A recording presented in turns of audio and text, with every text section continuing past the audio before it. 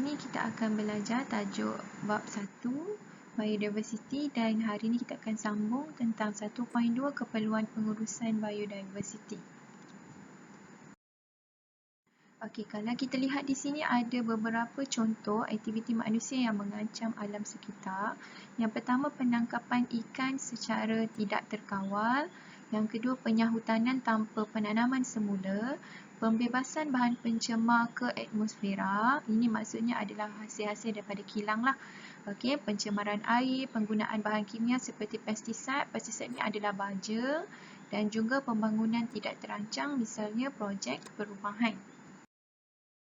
Okey, ini adalah gambar untuk penangkapan ikan secara tidak terkawal. Kalau tengok dekat situ, terlalu banyak ikan yang diambil menggunakan jala. Ini adalah gambar penyahutanan. Okey, penyahutanan ialah penebangan pokok secara tidak terancang. Ini juga boleh menyebabkan ekosistem menjadi musnah. Okey, dan boleh berlaku banjir kilat seperti yang berlaku pada di Pahang baru-baru. Okey, pembebasan bahan pencemar adalah daripada biasanya daripada kilang lah. Okey, pelepasan bahan pencemar. Seterusnya pencemaran. Kalau lihat di dalam gambar, ada banyak sampah dibuang di tepi laut ni.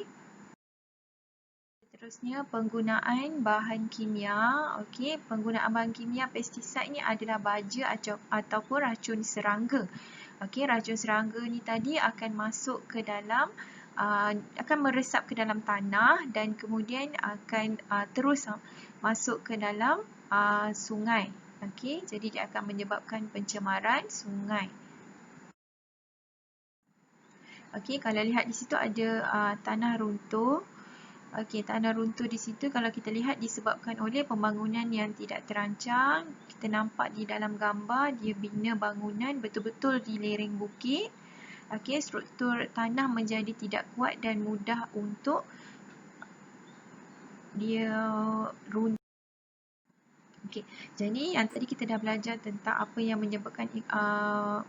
menyebabkan biodiversiti tadi terancam. Seterusnya ini adalah langkah pemeliharaan.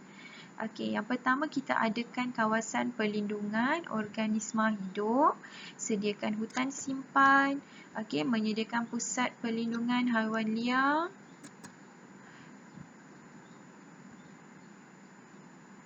Okey, menyediakan pusat pemeliharaan haiwan liar dan juga haiwan yang hampir pupus.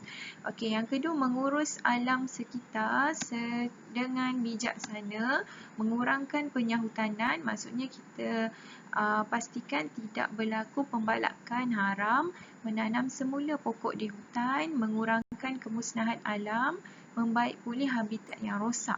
Okey, seterusnya melalui pendidikan kita boleh didik masyarakat tentang kepentingan pemeliharaan dan pemulihan organisma. Okey, mengintegrasikan pengetahuan tentang pemeliharaan dan melalui penguatkuasaan undang-undang.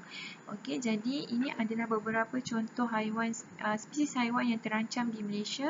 Okey, badak Sumatera, harimau Malaya, orang utan Borneo dan beruang madu Malaya, ini semua adalah spesies endemik. Bermaksud spesies ini tidak dijumpai. Okey, ini gambar yang pertama. Kalau kita bina kawasan perlindungan ataupun hutan simpan, okey, untuk menyediakan pusat perlindungan haiwan liar dan tapak semaian tumbuhan. Okey, menyediakan pusat pemeliharaan haiwan liar dan haiwan yang hampir pupus. Seterusnya, melalui pendidikan kita boleh masukkan maklumat ke dalam ataupun kempen ke dalam media sosial, okey, tentang kepentingan pemeliharaan dan pemeliharaan organisma, dan kita integrasikan pengetahuan tentang pemeliharaan dan pemeliharaan dalam kurikulum di sekolah. Okey, macam yang ada dalam kurikulum sains ni lah. Jadi melalui sini kita semua boleh tahu tentang mengapa biodiversiti itu perlu dikekal. Okey, dan seterusnya melalui penguatkuasaan undang-undang. Okey, jadi kerajaan perlulah mengambil tindakan undang-undang terhadap pihak yang menjalankan pembalakan serta pemburuan haiwan secara haram. Okey, bagi tujuan komersial. bijaksana seperti yang telah disebut tadi, kurangkan penyahutanan, menanam semula pokok, mengurangkan kemusnahan dan membaik pulih habitat yang rosak.